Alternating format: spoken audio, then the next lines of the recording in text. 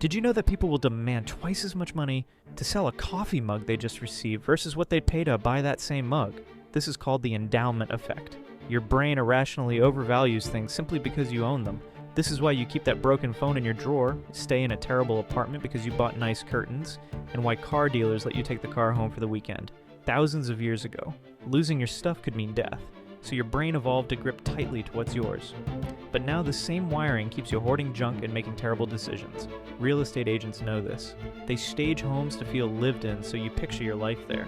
Subscription services give free trials for the same reason. This even explains why you stay in dead relationships and jobs way too long. Here's how to beat it. Before keeping anything, ask yourself this question. If I didn't already own this, how much would I pay for it right now? That's your real answer.